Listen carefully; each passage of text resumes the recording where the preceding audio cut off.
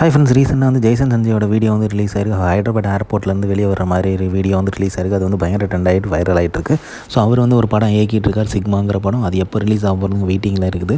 ரொம்பவே எதிர்பார்த்துட்டு இருக்கோம். இந்த படம் வந்து எந்த அளவுக்கு வந்து பண்ணியிருக்காரு அப்படிங்கிறது, அஸ் அ டேரக்டராக வந்து எந்த மாதிரியான ஒரு கதையை எடுத்திருக்காரு அப்படிங்கிறது எல்லாருமே எதிர்பார்த்துட்டு இருக்காங்க.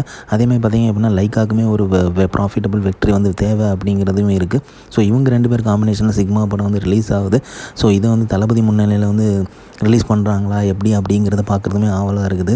ஸோ ரொம்ப நாள் கழித்து ஜெய்சன் சஞ்சயோட வீடியோ வந்திருக்குது. ஸோ தளபதி அவர்கள் வந்து கூடிய விரைவில் வந்து எல்லா ப்ராப்ளத்தையும் சார்ட் அவுட் பண்ணி இவங்க கூட சேர்ந்து வரணும் அப்படிங்கிறது தான் எல்லா மக்களோட எதிர்பார்ப்பும் சரி.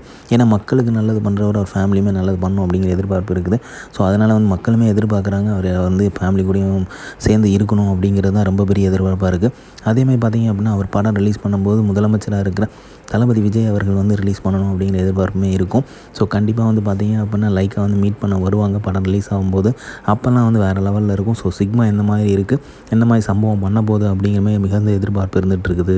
இந்த படம் சக்ஸஸ் ஆச்சு அப்படின்னா நிறைய பேர் வச்சு படம் எடுப்பார் அப்படிங்கிறதையும், டேரக்ஷனில் எப்படி நிற்க போகிறார், இல்லை வந்து நிறைய டேரக்டர்ஸ் மாதிரி ஹீரோவாக மாற போகிறாரா அப்படிங்கிற வெயிட்டிங்குமே இருக்குது.